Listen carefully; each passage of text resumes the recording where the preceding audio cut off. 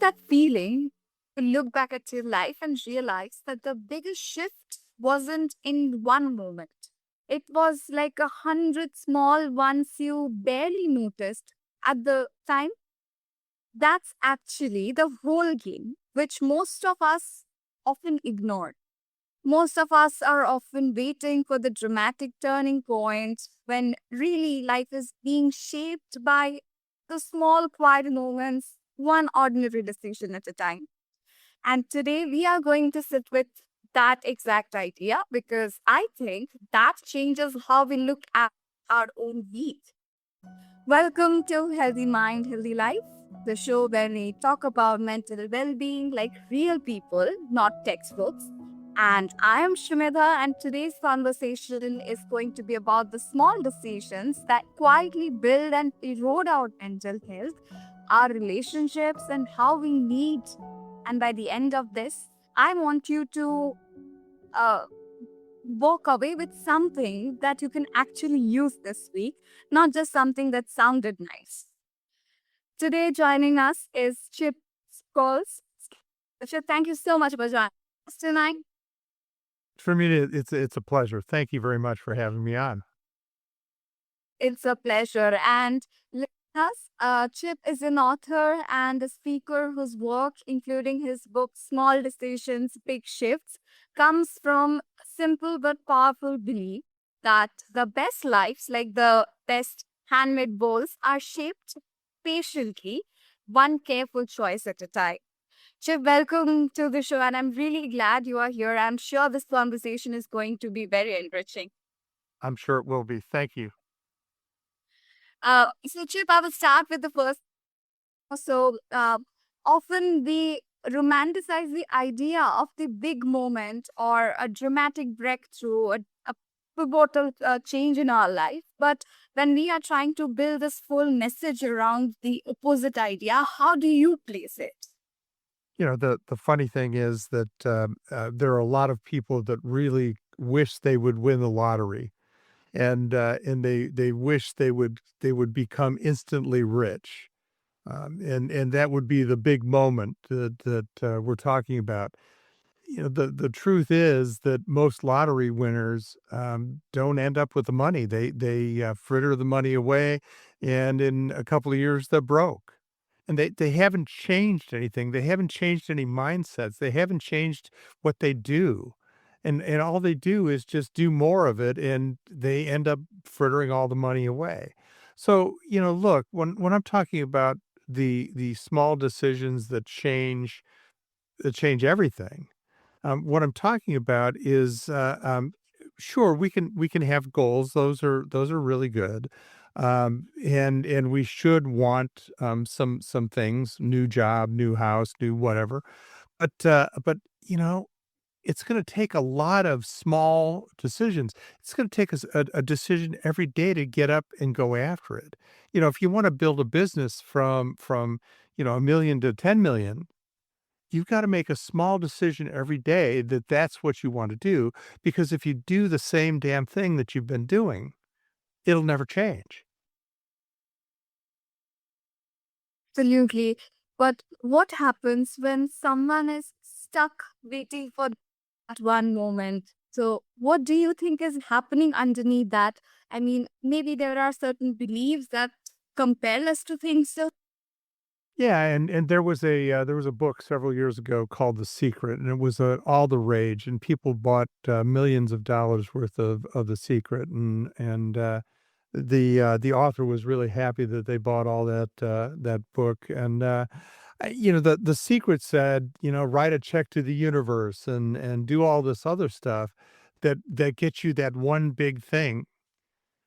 You know, if it were as simple as that, if we could just think it, if we only just had to think it, and we would do it. But the real truth is that, you know, it's it's doing things in steps. And I'll give you a great example of this. Several years ago, I had a stroke, and I weighed 150 pounds, or yeah, about 110 pounds more than I do today. Um, I didn't gain all that weight at once. it took a lot of small decisions of eating some, bad things and having dessert every night and doing stuff that just wasn't good to get me where I was. So I didn't step into a fat suit, and I wasn't going to be able to unzip and take a fat suit off. So it's a small decision. It was a small decision every day. The 2 years after I had the stroke, I walked every day. Every day I had to make that decision to get up and put my shoes on and get out and walk. And, I started where I couldn't walk around the block, and by the end of the 2 years, I was walking 5 to 10 miles a day. That's kind of a big deal, right? That's a lot of steps, and thank God I had a tracker, an app for tracking all that. But it was a decision every day to do that, and it was a decision not to put the things in my mouth that I really liked, but weren't going to advance me towards where I wanted to be. So everything we do is a small decision. And, here's the funny part is we don't even think about 85% of the decisions. We've already made those decisions. So when we're talking about changing mindset, when we're talking about changing what we do, we've got to go back and start to examine all the decisions we make every day or the decisions that we don't make every day and change them. Does that make sense? Absolutely, it does. And I mean, thank you so much for sharing your personal experience. And Chip, if I may ask, what really pushed you to this idea of making those small steps, to take those small steps at a time when you were really suffering? So, I mean, what was your motivation, if you could just let us know?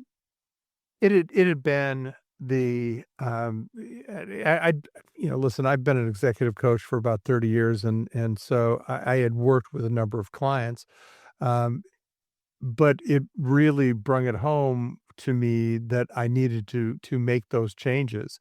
Um, when you have a stroke and it's a pretty life-altering event, um, and you may not want it to alter your life, but you've got to, what I came out of that with is I just wanted to do everything better. So, you know, that was when I said, okay, listen, I have to start doing what I've been telling everybody else to do, and I have to do it better. And so, that was the decision point is look, if I'm gonna live my life, if I'm gonna live my life well, um, and if I'm going to survive, I have to do different things.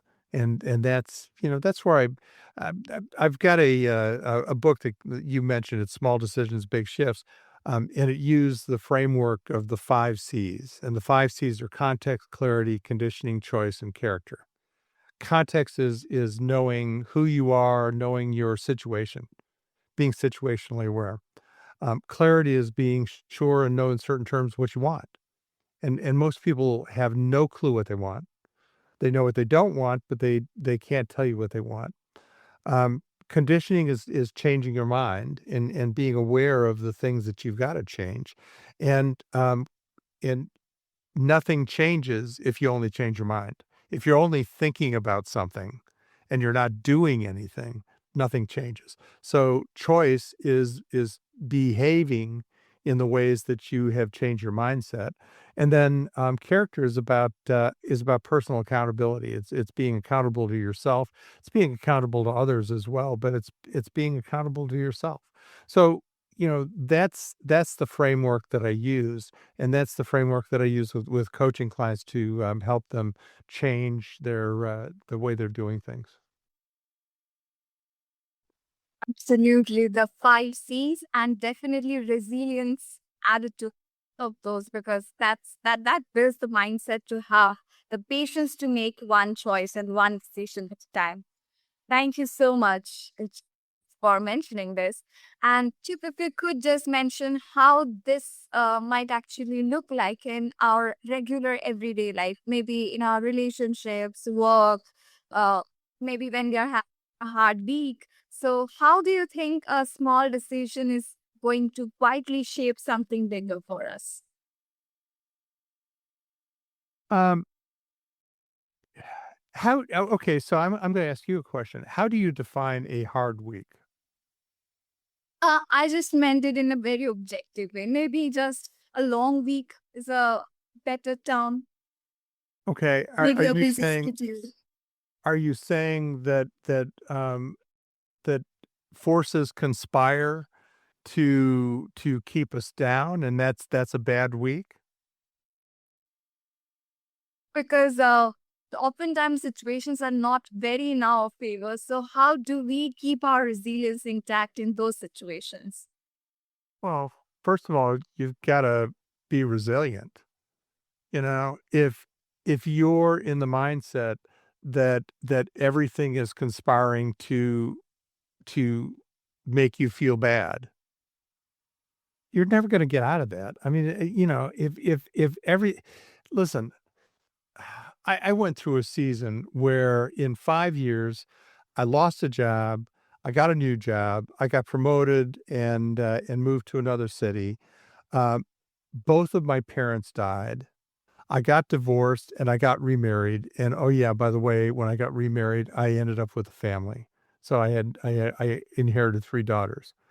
Um, that was all in 5 years. I mean, most people don't put up that in 40 years. So, you go through something like that, and you can say to yourself, "Hey, the universe is conspiring to put me down," or that woe is me, these horrible things have happened. But it's just life, you know? I mean, it's like failure. We fail every day. I mean, I'm sure today you've probably failed in 2 or 3 different ways, small ways. It might have been in having something to eat that you didn't feel it wasn't particularly good for you, but you wanted it anyway. It could have been, it could be for me, it could be loading the dishwasher wrong. That's a failure. But I'm not a failure because I fail. So, you've got to have that mindset that look, people aren't out to get me, and that's the key to resilience.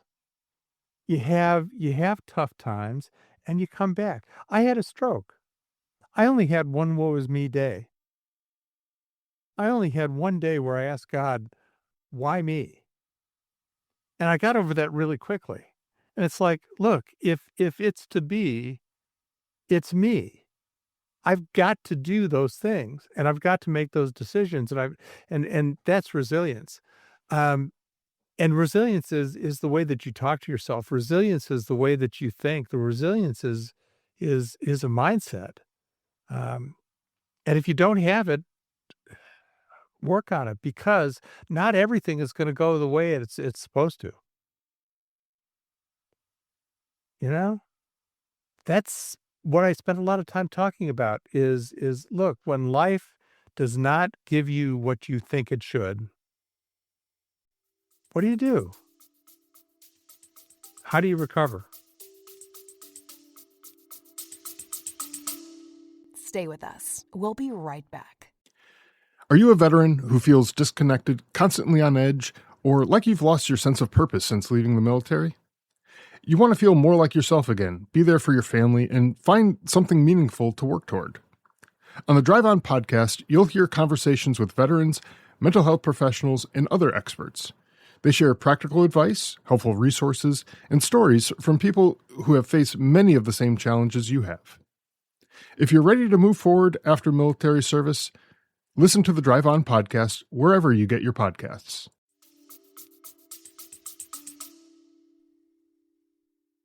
Absolutely. And that's such a good reframe. And as you mentioned, resilience is a mindset. It's the way we think and that will automatically propel our actions. Thank you so much for mentioning this, Chip. And how do you suggest people hold on to this sort of a consistency, this sort of a resilience in the long term? Maybe a few tips? Yeah. Well, and I call them thermals. Some people call them affirmations. I don't know. Have you ever used affirmations in like daily affirmations? Yeah, I did. Yeah, yeah. So that's the real simple thing.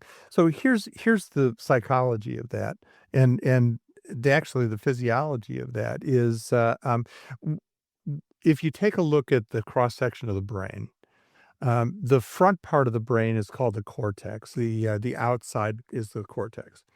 The cortex is the only part of the brain that has language. It's the only part of the brain that it's the active waking mind. It's the conscious brain. So we can think amazing things with it. We can understand complex conversations. We can understand tons of complex information in the cortex. Okay. The real processing goes on in the limbic brain, and the limbic brain is that part that's in the middle. It's made up of a bunch of different structures, the medulla and all the other parts of the brain. Um, but the limbic brain has no language. It thinks in pictures, and it's where our operating system lies.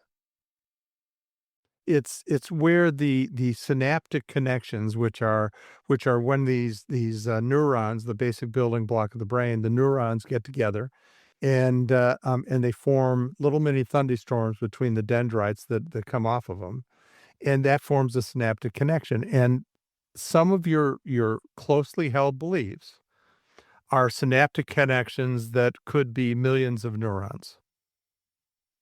That makes it really strong. That means that it's hard lifting to be able to get those neurons to not really break apart, but to stop connecting. Okay. Um, when you say an affirmation, or like I said, I call them thermals, but when you say an affirmation is a statement that's in the first person, that is positive, that is if as if the situation has already happened. So, if I'm working on my confidence, I'm a person who is confident. If I'm working on my health, I'm a person who's healthy. So it's assuming that you've already gotten there and it's a positive statement. And here's a couple of ways that you use that. You write it down because when you write things down, they become real. You take and put it on a post-it or put it on your phone or somewhere where you're going to see it 3 times a day. And you get up 3 times a day and you say it out loud 3 times a day.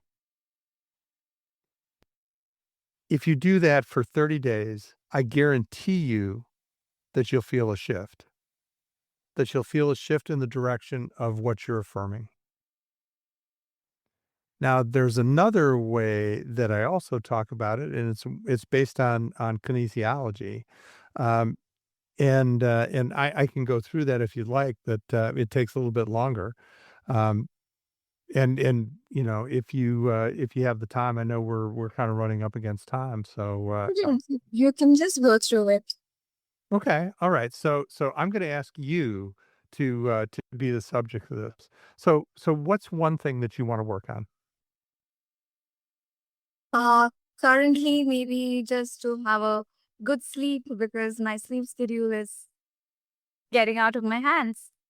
Yeah, it's talking on podcast way too late into the night, right? Oh, no, not really. Yeah, yeah. So how about an affirmation that I'm a person who sleeps well? Okay, would that work for you? Yes, that works. Okay, okay. So here's what I want you to do is I want you to think of a time that you had a great sleep. In other words, maybe it's the last time that you had a great sleep. Yeah, it was like about a month ago, maybe even earlier. Okay, so maybe a month ago, and what did it feel like? I mean, what was it? Was just you woke up refreshed and everything was wonderful, right? Absolutely. Okay, so um, what I like to do is I like to develop in the visual, the auditory, and the kinesthetic. So when you woke up, what did you see? What was the thing that you saw in your surroundings? It just felt a little brighter for me. The day seemed a little more positive for me. I was not very bothered about the alarm clock. I mean, usually I am very irritated by that, but then again, I wasn't very irritated that day. Okay.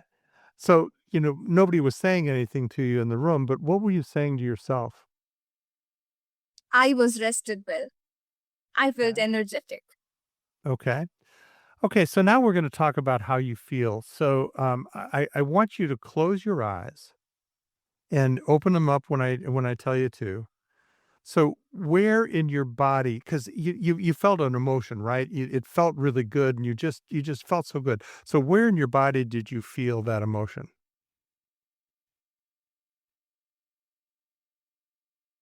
Uh, I think it was mostly my entire body, and I think, uh, yeah, I felt fresh mentally. First thing first.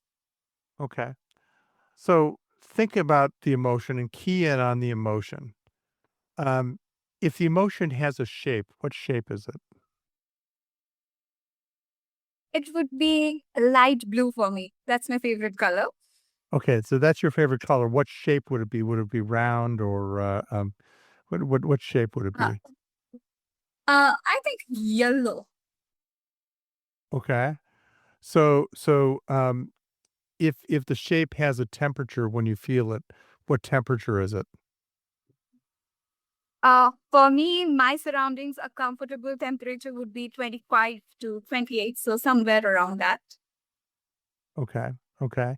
And if you had to describe the emotion, the texture of it when you feel it, what texture was it? Soft. Okay. So open your eyes. Is that the first time you've ever expressed an emotion in physical terms? Yes. Yeah, and see, we can do that because our body actually gives us signals. Our brain is connected to a bunch of glands that shoot out all kinds of short chain peptides, and we don't have to be in the situation to feel that. We can go back and remember, and that puts us in that mindset. So what you do is as you're repeating, "I'm a person who sleeps well," as you're repeating that statement, if you connect to that light blue, soft, 28 degrees Celsius, it's that makes it so much stronger. So now you've got your work cut out for you, right? You want to sleep well, so the next 30 days you're going to say, "I'm a person who sleeps well," right? And good. That was so amazing. I mean, I never thought of expressing an emotional in these terms, having a visual and, such physical appearances associated with it. I never thought of it this way. Thank you so much. It Sure, sure. was incredible. I'm definitely trying this affirmation out. I mean, I'm personally definitely very invested in this right now. There are a couple of books if you ever get a chance to get a hold of them. There's one by David Hawkins called Power versus Force. There's another one by Bruce Lipton called The Biology of Belief. So, there's a lot of writing that's been done about this over the years. Thank you so much. I will definitely try to have a look. Thank you so much, Chip. And Chip, if our listeners want to connect with you as well, so where do you suggest they find you? Yeah, I'm on Facebook. I'm on LinkedIn. I'm on Instagram. You can find me anywhere there. My website is scholzenassociates.com. And I'm Chip at scholzenassociates.com if you want to send me an email. And my books are on Amazon and also on a number of other audiobook platforms. Thank you so much, Chip. I will definitely recommend our listeners to please go have a look. Try this out. Definitely, it's going to work out for you as well. And maybe you can try out the experiment on your own as well, the little one that we tried right now. I'm sure it will be of much help. Thank you, Chip. Thank you so much for joining us tonight. Thank you, Shri. Really appreciate it. And to our listeners, this is Healthy Mind, right? And if today's conversation gave you even one small thing to sit down with this week, please do that because that's enough. That's the small step you need to take. And you don't need to overhaul your life tonight. You just need to notice the next small decision in front of you and maybe choose it with a little more care next time. Until next time, take care of your mind and take care of each other. I'll meet you in another episode soon.